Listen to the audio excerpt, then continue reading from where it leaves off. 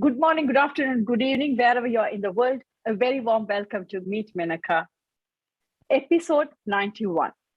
Today, we are going to discuss about how to thrive in finance as a woman with Sobitha Sashikumar, who is a senior director and consultant at UBS Investment Bank. Before we go further into the speaker, let me introduce the talk show, a 90-minute multicultural talk show every Sunday to celebrate each and every one of you. It features experts in their own field sharing wisdom and real people sharing real stories. How you can join this event? It's a free event. You can join us on Zoom or watch on Facebook Live. And later on, we do put the library of videos on our YouTube channel, Meet Menaca. So please support the channel to add value, share inspirational messages, and create a positive change by subscribing onto it. Thank you so much. Why are we discussing how to thrive in finance as a woman? According to the latest figure 2021 World Economic Forum Global Gender Gap Report, female talent remains one of the most underutilized business resources. What do I mean by it? In an industry such as finance, it is very clear. In the beginning, it's almost 46% are females. So it's all right. But what is astonishing and disappointing is as we go up the ranks, the only 50% of women actually make it to the high ranks in the finance. I'm sure there are other industries who have the same plight. So today, we have invited a speaker who knows all about it and hopefully can tell us how to overcome all these roadblocks and hurdles. Let me introduce Sobitha Sashikumar. First of all, a very warm welcome to you, Sobitha. Hi, Menaca. Hi, everybody. Thank you for having me on the show. And it's really a pleasure to be here. And I'm hoping to share my experience and my journey on what it's like to be working in the finance sector today with you all. Thank you. Why have we invited Sobitha in particular? After having a bachelor's of electrical and electronic engineering at Imperial College, she's currently a senior director and consultant at UBS. She brings with her a wealth of experience, having worked across the financial and banking sector in London for over 20 years. Having studied engineering at Imperial College, she decided to move to a career in the city quite early on. She works with senior management to help save costs through her successful leadership of global teams to drive successful business outcomes. Her experience spans across Deutsche Bank, HSBC, UBS, NatWest Markets, and Aviva, to name a few. So without further ado, let's tap into her wisdom and know what we can do as a society and a community to help other women crack this glass ceiling and make something out of them. Thank you so much once again, Sobitha. Firstly, why do you want to speak about careers in finance sector for women in particular? So for me, my experience has been, because I studied engineering, traditionally, we always think that engineers, you study engineering, you go into an engineering profession, right? And we continue to do so. So I just wanted to establish that early on. But in terms of me going into finance was totally an accident. I fell into it. It wasn't a planned journey as such, but I am here to speak about it because I want people to think about it and plan it better, knowing all the options and the openings that they are entitled to and can look into. So apart from a few few careers that you actually need to study in order to perform in that or continue in that profession, medicine, law, as far as I know, law, dentistry, veterinary, I think apart from that, any job in the city or finance that I'm going to speak about, really you can have any discipline or any background or any education to then go into that and excel in that. But my journey wasn't as straightforward as that. I started in a career in engineering and I went into planning as part of that, so engineering-related planning. Then I went into work in a consultancy where, again, totally by coincidence, I was asked to work for a number of financial clients, including a bank. And then I thought, this seems pretty good, a pretty good environment, because I was on client side and I was working with the clients. And that's how I slowly moved into the financial sector, and where I've kind of stayed for, as you mentioned, almost 20 years now. So that was my journey. Thank you so much for coincidences. Who thought I would become a host on a talk show, right? Thank you so much. You said there are different qualifications people have or different requirements. So for the audience, can you tell us what are the requirements or qualifications you do need to enter the finance? Is there a minimum qualification or requirement? So any role, I can say, within the finance sector, so that this is mainly, I'm talking about banking and insurance, right? Although there are other areas within the finance sector, you need to, or the preference from the employers is to have a mathematical, engineering, or analytical subject that you've studied. Now, there are a lot of people that may not go down the degree or, going to university route. There are also other internship routes and so on. But the preference is for you to have studied an analytical subject, namely engineering or mathematics. Having said that, there are a number of my colleagues over the years who have studied other subjects. One of my really good colleagues studied war studies at King's College, for example. We have a number of people who studied subjects that, they're linguists or have studied English language as a chosen degree subject, who have entered the finance sector and are doing equally well. But to start off with, as a starting point, the preference by employers is, as I've stated, an analytical subject. There are always exceptions to the rule, right? Thank you so much. So if a young adult or someone looking for a career change in the finance sector, what will you be your advice? What should they do to get in there? So my immediate advice would be go for it, because I'm a firm believer that if you put your mind onto something, you can achieve it, right? And that's a kind of the mental mindset you need to have. I really want to do this. You go into it with an open mind, but you have to do all the exploration, right? You have to research. You have to look at your network. If you don't have a network, look at other social media, namely LinkedIn. And then you have to have a plan, a career plan to say, this is what I'm going to achieve. You're not going to make managing director tomorrow. So what is your path to that end point that you may have? And something that comes to mind now that you've asked the question is, early on in my career, they used to ask me a question I used to really hate answering, is what do you see yourself doing in 3 years and what do you see yourself doing in 5 years? Now, they're not going to trick you up by asking that question. They just want you to think whether you have thought about whether, seriously about this as a career, and where do you see yourself? And, you can take it in a pace that is right for you at that time, right? But always have a plan, and you can change the plan. But that's all I say, go for it. I mean, now that we have, touch wood, past the pandemic, there are lots of careers events, lots of, job boards are out there. LinkedIn, as I mentioned, is a really good platform. So much information. In fact, information overload. So if you go seeking for it, you can find it. And tap into those people that you don't know what they do for a living, right? I mean, I'm not speaking about finance in particular, but a lot of people we meet every day in our lives, we don't really know what they do. Ask those questions. Be curious. See if that's something that you want to know more about. See if you can ask them to, come and shadow them. That's the word we use, work shadowing, not necessarily work experience. Spend a half a day or maybe just speaking to some of the colleagues.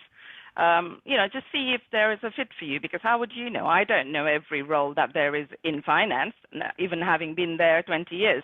So being a young person looking into entering that profession, you have to approach it with a very open mind. So that's all I want to say on that topic. Thank you so much. I had to go for a career change and still work in progress in a way. From dentistry to coaching and training, two totally different worlds altogether. Absolutely. And nothing is easy, right? Nothing is easy. So everything comes with hard work and dedication. But keeping your drive and motivation and all those good words. And I don't want to change the chat show into a motivation coaching show, but you really have to put your heart and mind into it, whatever you want to do, regardless of whether it be a finance career or not. So that's what I would suggest. I mean, as you rightly said, as far as the networking goes, I can firmly tell up to around 2016-17, no one outside my immediate circle actually knew me. I can confidently say, because other than my patients, because I came from a different country, obviously known to my friends and family, but I kept, even on Facebook, I would never connect with someone whom I actually didn't know in flesh and blood.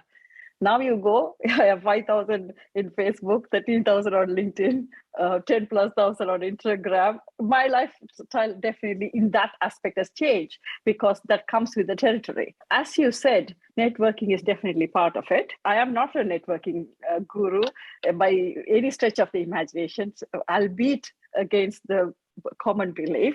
I am one-to-one person mostly, but it is something you have to do, you got to do, and you have to find your own way to do it, right? Because there's no method, one system fits everyone. You have to find your own way. Might be meet one person at a time, meet 5 people at a time, or meet 100 people at a time, whatever works for you, but you have to kind of do it. And I have been on interview panels for dentists and as an employer, as a trainer. I think exactly to the point what you said, there are no right and wrong answers, but what they are trying to get is, do you actually even have a plan? And optimism is good, but is it a realistic optimism? Absolutely. Isn't it? Again, we were conversing about this as well, because sometimes you sit on the interview panel and you are hearing these ambitions, but understandably it is, at least it is, has to be a bit practical or realistic. Thank you so much for those really good points, because people have to have a plan. And I think it is important to ask those questions and be honest and answer it, not because you just, everything what you want just doesn't happen, isn't it? And explore different ventures, I guess. And if not anything else, I think it just shows the employer or the interviewer just the fact that you've thought through it and you've taken it seriously, right? And that shows a lot in terms of commitment. You can't really show those things in words that much, but at least if you thought through it, and also in yourself, it brings that confidence in you, right? And so that you can better speak about the topic or whatever it might be. So I think I think you've explained it very well. Absolutely. So what makes someone successful in this sector in particular? Because I'm sure we all have our own plans in medicine, in dentistry, in business, as an entrepreneur. In finance sector, what works? So I think you always have to strive to be a better person tomorrow than you were today. So you have to keep pushing yourself. You have to grow. You have to look at what professional qualifications, if you have a degree, then that's good. If you have a master's, even better. Okay, fine. If you don't, if you've come straight from school, that's fine too.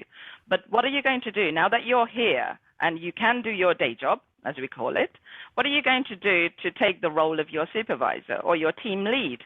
Or your the partner, depending on which, there are different hierarchies in different organizations, or the managing director. What are you going to do in order to get to that next level and then the level after and so on? And that can be at your own pace.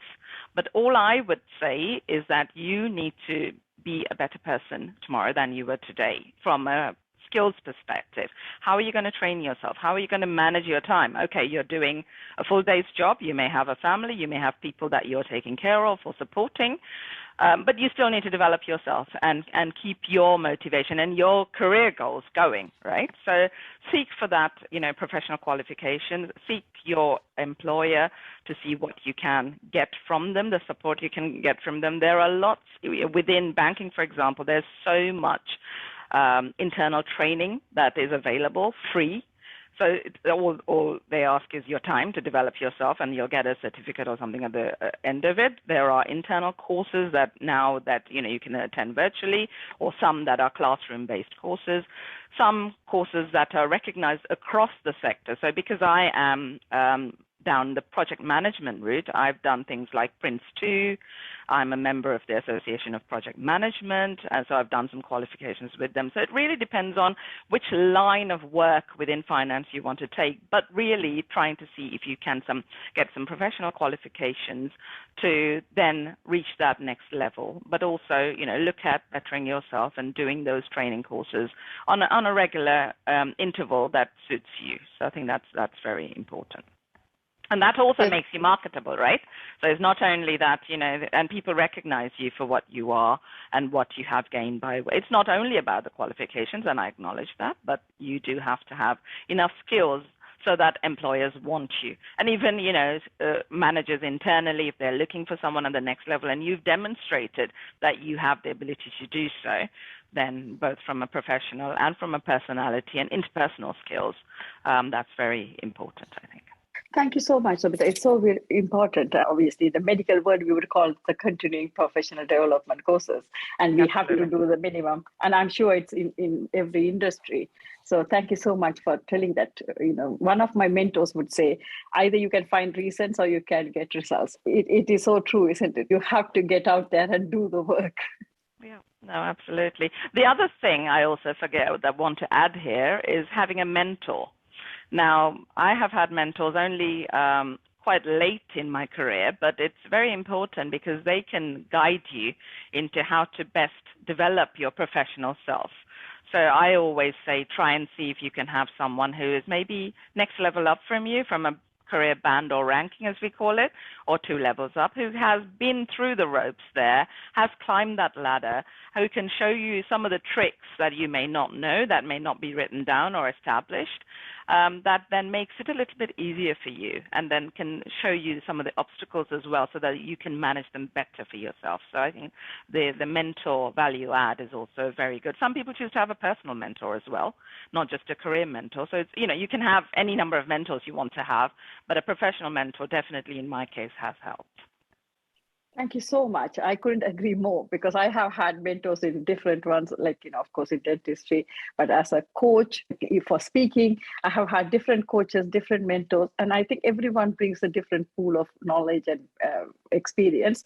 And at that point, you might need it, or you might need one or more mentors. And thank you so much for mentioning that, because mentors, coaches, they add so much value. It's, like they are like a mirror, isn't it? Sometimes you're so close to the truth and you can't see it, and they hold up the mirror and make you see things what you normally 100%, don't see. 100%. And also, having a mentor doesn't mean you have to see them every day or every week. It's about you and how much support you need. And, they're not going to come after you. You need to go after them and say, I want to have a meeting with you in the next couple of weeks, or make it once a month, or whatever it might be, but change the frequency as and when you need to see them and make that work for you, basically. So, yeah. Thank you so much. Finance is a sector, sometimes, particularly in certain communities, it's still very, very mystic. People confuse finance with accountancy a lot. So can you please enlighten the audience? What are the career options in finance? So within finance, I think I touched on a little bit. So you have the whole range of investment banks. You have the other high street banks, the retail banks, as we call them in the sector. You have the insurance companies. You have asset management companies. Now, within that, there are numerous options. I don't even know, where to start. But within banking, if I can just touch on it, I don't want to go into too much detail, but Investopedia, similar to Wikipedia, has a lot of information about, the finance sector, and you can go and simple, Google searches about parts of the finance sector or banking, or if you say roles in banking, for example, you will get endless lists from different job boards, etc., of all the careers that are out there. But within banking, there's front office, middle office, and back office. Now, I've pretty much all of my career worked in the back office, and they are more the supporting functions. What are we doing in order to support the front office, which are more the revenue generating people like traders that maybe some of you can associate with. So being, working in the back office, we have at the moment I'm working on a compliance program, and I have been for the past 2 years, and that's very important for the bank because you need to stay out of trouble, if I can just keep it as simple as that. But we have lots of systems upgrades, a lot of IT development work that goes on so that we are supporting the systems that we have, getting rid of legacy systems. But that's only a few, right? We have lots of finance implementations that are going on. So there's numerous opportunities, and you don't really know till you get in there what you want to do. What would be good for a new joiner or someone who is looking to enter with little or no knowledge but a desire to enter banking is to look at it with an open mind, but see if you can go into something like a graduate development program. Now, a graduate development program is something that will offer you a taster of various areas within the bank, because you come in with no clue. You probably, the closest you've got to a bank is probably your high street bank where you've gone to withdraw some money or open an account, right? So that then gives you a little bit of an overview, and then you get a bit of an idea. And a lot of the time, it's just as important to choose the right role or the area or the part of the bank that's right for you, that offers you the right development opportunities, but also the right people that can support you on that journey. Because without having the right person to support you, you're not going to do that well, right? I've had a few instances where I haven't had a good manager. And I have left jobs because of that. So it's very important you have a good rapport. You're also given a chance to grow, prove your credibility, not someone else is taking credit for all your hard work, which again does happen. So make sure that you speak up and you deliver as best possible, but also have a voice, because that's something that early on in my career I didn't do. And maybe looking at back at my 25-year-old self, and if you were to ask me what would you say to your 25-year-old self, then I'd say have a voice to say this is how I want things, this is when I can deliver. Push back if you can't do something, rather than say yes I can do it, because traditionally it's women normally think they have to do everything that's asked of them. But say I can't do it today, or when do you need it by, because timelines are not always clear. And these may sound very simple, but in a work environment, when your manager or your leader is asking you, you don't necessarily always want to push back and look bad. However, it'll look worse if you say yes and don't then meet those deadlines, or provide poor quality deliverables, right, as we call them, or your output is not as good as it could have been had you been given a bit more time. So, in terms of career options, go to your careers fairs, tap into the knowledge and the network that you have. LinkedIn, honestly, I can't advertise it anymore. I don't get paid for advertising it, but it's very, very powerful tool that you can really benefit on. So many people telling you about what's there. I asked someone who was at school, because I mentor a lot of children at school, to open a LinkedIn account, and it really did open their eyes, and they're like, I had no idea what kind of roles there were, and how much we could get paid, and just really realize that potential that each and every one of you have, and really tap into that, right? So I think that's very, very important. Thank you so much, because it's very important for people to know what are the opportunities and what are the different fields inside finance. And I guess as a coach, I would also say you have perhaps that is a good time to consider your personalities and what will suit you, what might be difficult for you, and plus you obviously combined with your qualifications and skill sets as well. So it's always good to know, and likely you said, I think LinkedIn is a great place to explore that. And plus having good mentors, I'm sure, like yourself, will also help for people to make that choice. I just was listening to you and I was thinking, okay, they should have done the homework. For example, they didn't. They got into finance, they landed a job. Is there a possibility that they can switch within the organization once they get into it? Very good question. So I mentioned earlier that preference. So let me just start with that. So the preference is for a numeric discipline, right? An analytical subject, maths, engineering. Now, if you don't think that every job in banking is, you're going to be number crunching or doing spreadsheet work or analysis. My role, for example, I do a lot more report writing, analyzing information, presenting that in fancy PowerPoints. Some of you might be smiling, but there's a joke that all people do in investment banks is create fancy PowerPoints. That's not true, but there is a lot of presentations there are a lot of presentations that need to be done because you need to convey what you've done to other audience. So internal mobility is what we call moving within the bank, right? Some banks do it better than others. Some banks have a minimum requirement that you have to be in a role for 12 months because you would have had a chance to have a good feel of the role before you then look elsewhere. Although many banks don't really exercise that, firmly. They'd rather you find something that you're happy with and you can, grow in a better way than being in a miserable job, for example. Who wants you to be miserable? I don't think anyone does, including yourself.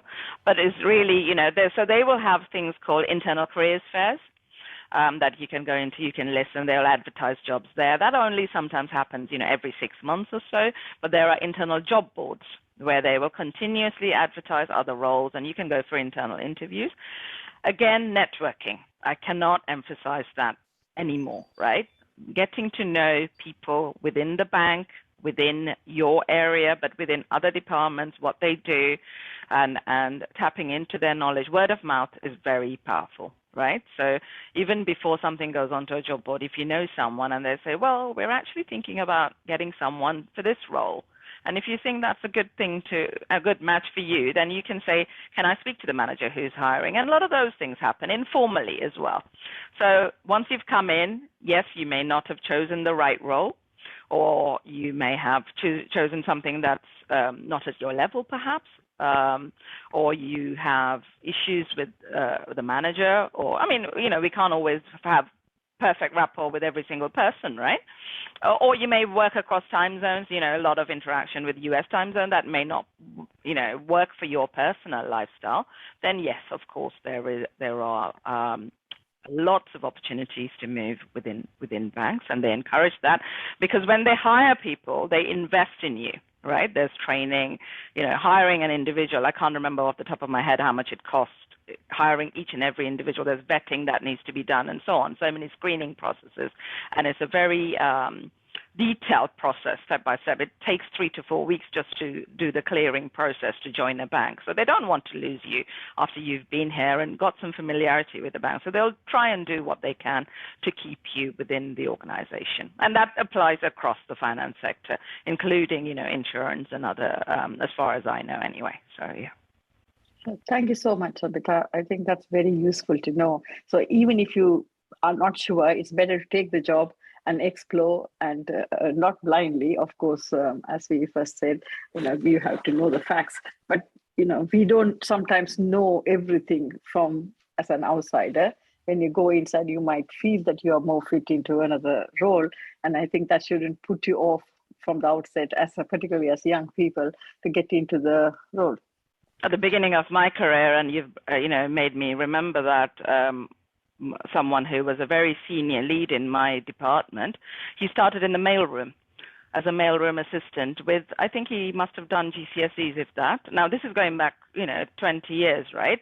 So you don't get any ideas of, you can start anywhere and then go up. But at that time, he was very driven and very passionate, and he slowly moved up the career ladder, and he's doing very well at the moment. But if you really put your mind to it, and if you're curious and understand what's going on and who's doing what, and tap into people's knowledge, then you can definitely do very well.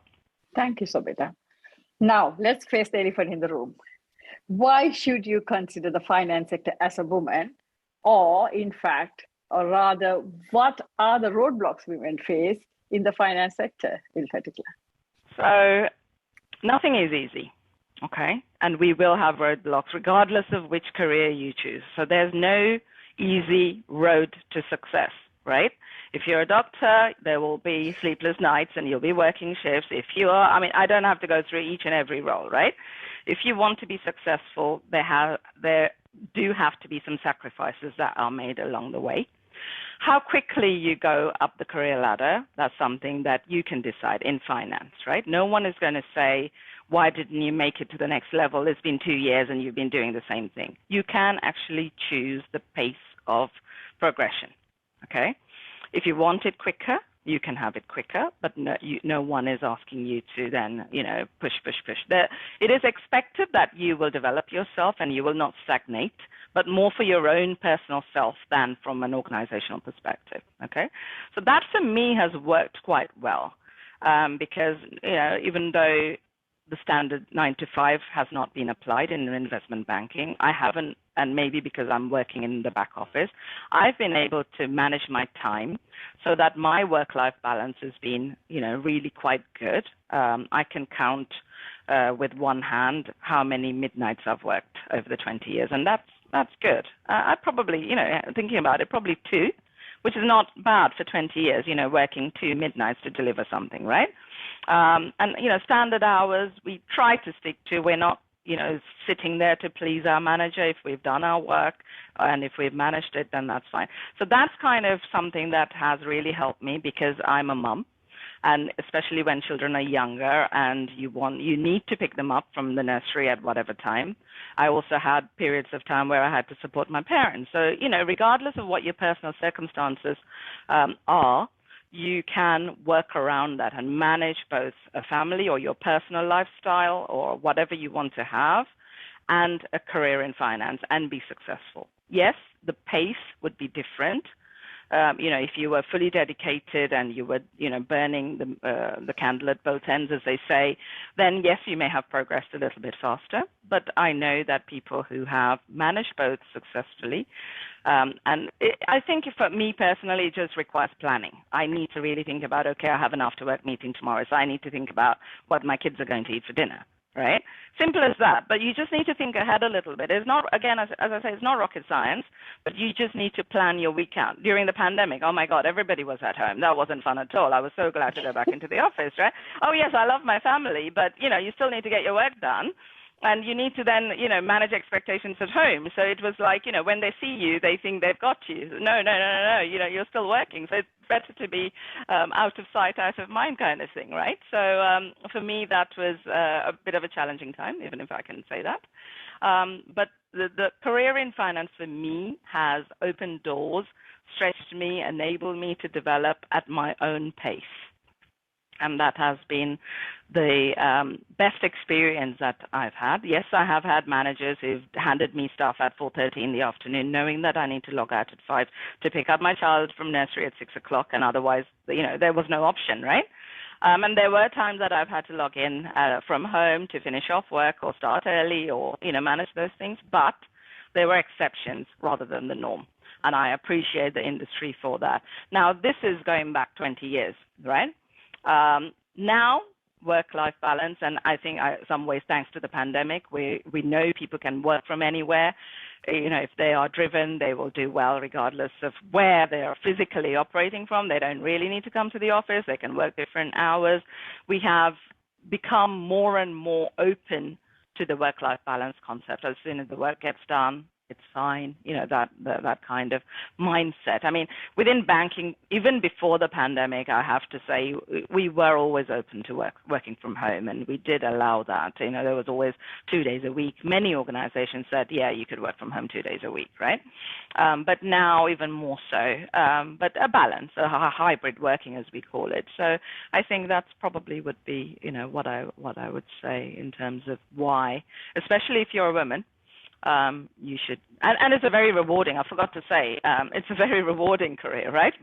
Both financially and also end of the day, if you feel that you've completed something and you've, gotten promoted or gotten a bonus at the back of it. So, the rewards are good, and everybody knows that city jobs pay quite well. I'm talking about London, of course, but investment banking overall pays quite well, and generally the finance sector. So that's another reason why you would want to choose a career in the finance sector, definitely. Thank you so much, Sobitha. I was listening to you. Yes, you did mention you knowingly or unknowingly chose the back office work. So might be that is a factor. Women, if they want to take seriously, consider finance is something they have to think about. Certain aspects of finance or certain sectors within finance might need you to work longer hours or unsociable hours, as we call it. There are, but now I think if you can establish with your manager about the culture and the hours and what the boundaries are, whether it be for you or the expectations for them, I think it's a lot more out in the open. It's not something you wouldn't discuss at an interview anymore, right? I mean, gone are the times where I would go into an interview. I don't want to mention about my children because then they'll say, oh, she's going to log off and go and pick them up from school. How do they know, right? So those assumptions are gone now, thankfully, right? But there's a lot more open conversations to be had, and people are welcoming that. So you can go into an interview and you can say, I have a child and I can only work 4 days a week. And people are willing to listen a lot more than they did once upon a time. And they're not making judgments based on, looking at you. I know someone who said, she went into an interview, this was not recent, this was at least 10 years ago, and you're laughing. She went into an interview, attractive young lady, must be mid-20s, and they said, are you planning to have any children in the next 5 years? I mean, what kind of question is that? I thought that was, highly inappropriate to be assumed that. And then off the back of that, even if there wasn't a clear answer, there are interviewers that may have decided not to hire that lady for that reason, right? And, as much as we say age discrimination doesn't happen or we don't want it to happen, and gender bias, we all know it depends on individuals. But it's better to have that conversation early on. If you have limitations and if you need to leave at a certain time, or if you can only do compressed hours, or what are compressed hours? So that's something that's interesting. So you can do 5 days work over 4 days. So if you're contracted to do 35 hours, for example, you can do those over 4 days and have 1 day off, can be, whatever day, and you can agree that with your employer. But I always think it's better to have that conversation early on, because you don't want to start somewhere and they're assuming you're going to be on hand, for US hours or for Hong Kong hours or what it might be, where you didn't know that. You signed up to something not knowing that, and the expectations were not managed. And then you're struggling in a space that you're not comfortable with. So you've actually set yourself up for disaster. Had you known that, you might have been able to negotiate that with the potential employer. Or if they said, look, we really do want someone to work US hours, and you said, no, I'm not going to be able to do that, you could have declined that or not considered that at all. So I think it saves you a lot of stress and a lot of headache, and above all, making the wrong choices if you establish that early on. Thank you, Sobitha. I think marriage and motherhood, we know it in the gender bias plays a huge role.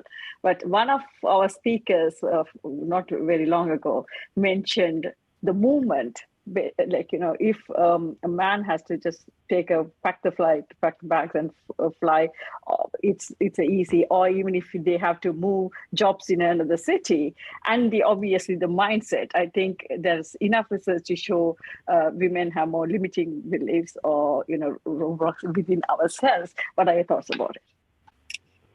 I say that to my husband. I mean, I tease him, and I say it to a lot of my male colleagues as well, who may not acknowledge everything that needs to be done, right? I think knowingly or unknowingly, and as much as, men help out as much as women in the household, there are expectations from women, especially in Asian households, if I can say that from personal experience, of doing certain things. And I always say, if a man needs to leave on a business trip, all he does is packs his own bags, irons a few shirts. I'm grateful that they do that themselves and not really lean on their wives or partners to do that. And then they just jet off, right? Maybe a text, I reached here, and that's it. Whereas if a woman needs to go on a business trip, even for 1 day, she has to worry about not only preparing for that trip, as everybody, right? Preparing for that trip, getting her stuff sorted, but also who's at home, what are they going to eat? Do they have the right uniform? Which days do they have sports or music? Or, all those things have they got, clean clothes? Is the cutlery ready? Have you arranged childcare? Has the childminder come on time to pick the children up, right? And you still need to be aware of what's going on around around you when you are away, right? So I think that's the difference. And I think that's partly down to maternal instincts, what one might say. And, that's our gender makeup. And I'm proud of that. I'm not, trying to say, one is better than the other. But I think you just need to my earlier point, manage everything. You need to plan things better. You need to coordinate. And you need to be able to have that support network to then, when you're not physically there, to be able to switch off and concentrate on the job at hand, which some people are not able to do. But it comes with practice. And it comes with being, lucky enough or finding the right people to support you on your career journey. Thank you so much, Sobitha. Hopefully, after listening to you, many women will be considering, or many girls, young girls as well, will be considering finance as a good option. I hope so. So when is a good time to start thinking of one's career or your child's career, in fact? I think now is good, right? There's no time like the present, as they say. I think that's the best answer I can think of. As a parent or a grandparent, I don't know those of you who are listening, whether you've joined for yourself or you're watching because you are personally interested, or someone that you are close to or you care about is considering a career in finance. But I think tap into all the information that's there. Look at people who are working at the finance sector. Use LinkedIn as a network to grow your network. And what you said earlier, Menaca, about accepting invites from people that you don't know. There's an official name for it. It's called an open networker, right? So become an open networker. Obviously, filter out people that you think are a bit dodgy, or you can always disconnect them because you get a few of those, especially as a woman. So do be mindful of that. No, I have to say it, right? You can't just. It's so true. It's like, this is a professional network, and you just have people that are passing inappropriate comments. So do filter out if you can, and use those people to really best guide you. For example, in my chosen field, which is project and program management, there's the Association of Project Management, which is APM. For students, for example, if you can show that you're a full-time student, membership is free. So you have, therefore, the ability to tap into a lot of knowledge within project and program management. They have training. They have online courses. There are some sessions that are fee-paying sessions, but you can then, there is a reduction in fee for students, for example. But that then not only helps you grow in terms of your qualifications and your credentials, but also grow your network. So you just turn up there and you meet people, just put yourself out there, or talk to a few people, understand what they do. Within project management, project management is a wide area and there are transferable skills. So there are a lot of people within construction industry, for example, who do project management. So you may feel after a while that, you're in a different industry but doing project management, and then you want to move into finance doing project management. You see a lot of people that have done different things and gone on different journeys, and really does open your options and the ability to think differently. I think sometimes, we're a little bit like just thinking in a siloed way, and we don't really think outside the box because we don't know what's out there, right? And as parents and grandparents, or, friends and family, that's what I would also say. As young as when they have careers, talks in schools, and a lot of schools do have people coming in, and children might be like, oh, there's a talk tomorrow, Mum, about law. I don't really think I want to go into law. No, just tell them, go and listen, right? No one's going to ask you or force you into go and study law. Just go and listen to their career journey, how they got there, what they find exciting about it. See if it's right for you, right? And before you rule something out, go and see if that, you are ruling it out for the right reasons, right? So I know someone who didn't want to do medicine. So I said, go and monitor someone who's a doctor before you make sure that, medicine is not the right path for you. So make sure you have make an educated decision before you choose that, because this is your career, right? And you want to start on the right footing. Yes, you can change. But if you start on the right footing and have done your research, and you are then on a great start, and that gives you some real good confidence to then progress for the, rest of your life, pretty much, right? So, yeah. Thank you so much, Sobitha. As South Asian, most common audience in our, there are exceptions, but most of them are from South Asia. as you perhaps know, when it comes to career choices, we are quite blinkered and we really restrict. So what can we do to make this happen, that girls and boys, in fact, to our next generation to go into a finance sector or any other sector as an individual, as a family and friends, and as a community or society as a whole? What can we do? So I think as an individual, right, whoever you might be, believe in yourself, right? Believe in yourself, believe that you can do it. Have a plan. Think about how you want to execute things. Seek for help. Attend talks. I mentioned network with people. Look at the different areas openly. Don't rule anything out. I know a few graduates who said, once I graduate, I only want to work in risk, right?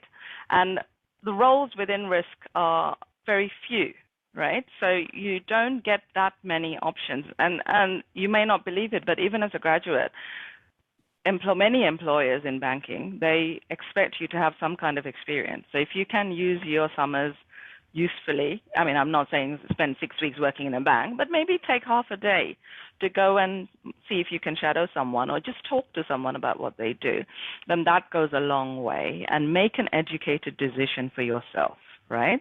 Now, choosing a degree course or a first job is a big step. But if you know that what you're expecting, have an idea, then you can make a better choice for yourself. So as an individual, I would suggest that. As I said, I didn't have the network or the people around me at the time to then support me or guide me to say, yes, you can study engineering and go and work in banking. You know, if someone said that to me, I would have thought, you know, you're talking a load of nonsense, right? Because we didn't know it was not a done thing. But now it's a lot more out there. Information, you've got information everywhere. So do tap into that knowledge. Do take some training personally if you can to show that you have a sincere interest, especially if you have no past experience. Do see what you can do. A lot of training out there, initial ones anyway, can be accessed free of charge. They're like introduction to project management or some coding training or so on. So it doesn't cost a lot of money. And I know as students you don't have a lot of money, and that's fine, right? But try and do that. As family and friends, do support that young individual or your partner or whoever that might be that is looking to move into this career. Be there for them. And I have you don't have to have tons of friends, but I have a handful of friends that even before I post something, for example, this call, it was all over Facebook. It was all over my, every single WhatsApp group that I'm on, and others as well that I came to know later, that are there for you. They are there to support you, guide you, can back you up regardless of what you're doing, and you need that support. And best of all, I think you need good parents and good friends and a good partner, if you have one, that is supporting you on that journey. And for me, that has been really valuable to get me to where I want to be in my own time, even if not anything, just sit there and listen, right? You don't need to know about what working in banking is, but don't put them off. Just say, yeah, that's good, and, get them to think a bit more. What does it offer you? Have you looked into that? And go and do some research yourself as a parent, What are they letting themselves in for? But don't, influence them. I know a lot of parents who, if the child hadn't, and this seems a bit backward, but yes, it does happen today as well, if the child hasn't chosen the parents' desired career or subject to study at university, it was pretty much like a funeral in the house. I'm not exaggerating. And they've done well. They've gone and got first classes, and they've done really well career-wise as well. Just really, back them up. It's very difficult when your mum's always upset with you for you choosing the wrong career or the wrong course, right? So be there. As a community, let's move away. You mentioned the Asian community. Let's please just move away. I think it's about time. We need to move away from thinking medicine, engineering, law, accountancy. What's the other one? I don't know. Or no career. Or no career.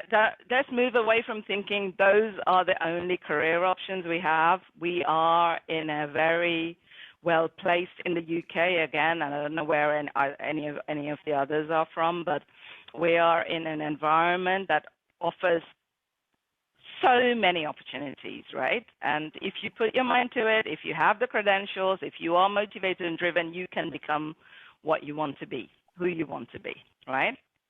So please don't put people off. There are other careers that are, I mean, a lot of it is a financial assessment. Oh, as a consultant, you can make this much. I'm talking about in the medical profession. Yes, but also if you're successful in the financial and banking sector, you can make the same, if not more, maybe within a shorter period of time.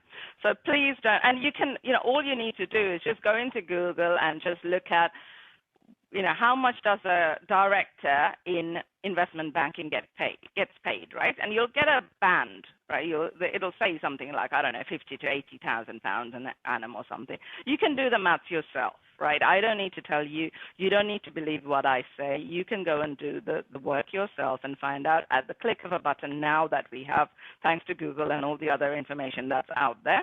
So please encourage and appreciate that there are other careers out there, and that each and every person, regardless of age, can really be successful in their chosen career path, whatever it might be. I'm not here to just, advocate and advise on the finance career, but anything that's different, right?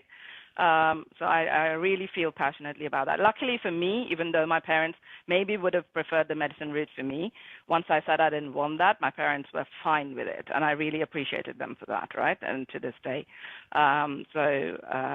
I just want to, mention that. So please don't influence them. Be supportive as best as you can. Maybe difficult for some people because, there's always that comparison. Oh, my friend's daughter is doing this, or my friend's son is doing this. But please, your children can be equally, if not more successful. I mentioned children, but partners or, whoever is in your circle can be just as successful, if not more successful, doing whatever they want to be doing in their career, right? So I cannot emphasize that any better. Thank you, Sobitha. Till today, there are people who challenge me or discourage me in the nicest possible way sometimes, and not so nicely sometimes. Why would you ever want to do talk show or a coaching when you're a dentist? That doesn't make any sense.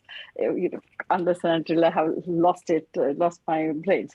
So I can totally relate to what you're saying, because we are blinkered when it comes to career choices, for sure.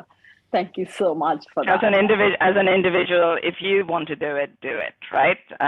And you know better. And also the next generation, they have. I hate to admit it, but they know a lot more than us, right? And we don't accept that a lot of the time. They have done their research. They have gone to their university talk shows. They've gone to their careers office. They've talked to so many people. They are prepared to make that decision and take that decision. All we need to do is just support them, right? Which is a nice position to be in. So yeah, absolutely. Thank you so much, Sobitha. As they say, when you are having fun, time flies. We are almost coming to the end of the show. So what are your 5 takeaways for our audience about women in finance? Okay, so I've said, I think, enough about it being a nice sector to work in, having its own challenges, but as with any other sector or role. I think the networking and getting to know what other people do, especially careers in finance, because there's so many different paths that you can take, right? And just get to know what other people do. Be an open networker. Join people that you may or may not know. If their role looks interesting, go and look at it. It's fine, on LinkedIn. Ask people the right questions. Attend seminars, workshops. I mean, a lot of them now, you may say, oh, I have to travel to the location. You can do it on Zoom, virtually. You may learn as much, if not more. Do your research. Use the information that you have. Encourage others, encourage yourself if you're the individual, but if you're, friends or family, encourage others to pursue whatever they set out to do. Give them a push, tell them, you look after the kids for the 2 hours or whatever it takes. Show that kind of, show it by doing, right? Don't just talk the talk, as they say, right? And as an individual, persevere. Right? You may not be successful at first. It is a tough market, but at the moment, it's a good market, right? We are, quite lucky in that there are a lot of open roles out there, and it is a good market. But do persevere. There are so many interviews I've attended that I could bank on and say I've got the role, but for whatever reason I didn't. Don't put it on yourself. If you've done your best and if you've taken your best self to your interview or done that preparation and you still didn't get it, you will get it. Your time will come. Keep trying. And that's where I think what I want to emphasize at this point with regards to perseverance. And get a mentor if you can get a mentor. Yeah. And there are a lot of mentors that will help you readily if you ask them. Sure. But yeah, I mean, no one's going to come up and say, oh, do you want me to mentor you, right? So you have to go looking for them to have the right mentor. Thank you so much, Sobitha. On that note, Sobitha has generously agreed on LinkedIn, if you can connect to her, only if your child or yourself or some family member or friend is trying to explore the finance sector as a career, please connect to Sobitha and she will speak to you or anyone who is concerned for 10 minutes and 10 minutes only. Please, don't take the mickey out of it because it's important. She's generously agreed. It's not, she's a busy individual. She has a full-time career, children, and a family to look after. So please don't go overboard. I'm really grateful for Sobitha for agreeing to do that. For 10 minutes, she'll have a chat to someone to see whether she can help anyone. So please tap into that resource if you want it. But please request, do not exceed the time because she's a busy individual. Thank you so much, Sobitha. I really, really appreciate that. It's a very, very generous offer indeed. Thank you so much. Can I ask you one last thing? What has been your experience of the talk show? I think it's been amazing. I have also watched a few others. Not that many, but I definitely watched Dr. Ranjithalan's one last week. Not last week, week before last. So if anyone can watch that. Anyone who has a heart, which I think is everybody, and is really interested about looking after their heart, please do watch it. But so many interesting topics, so many topics that are relevant to so many of us here. And I think, there are so many that I still have to watch, but I think it's a wonderful platform for people to join and to voice their opinions, to share their expertise. And I think you're doing a great job as a show host, and you have a good network of people that are, as I found out today, helping you to deliver what you have set out to do. So really hats off to you. Amazing. Thank you so much, Sobitha. I really, really appreciate it. A huge thank you for agreeing to come to speak to on the show. Thank you so much. Now over to Rebecca Hood to give the vote of thanks.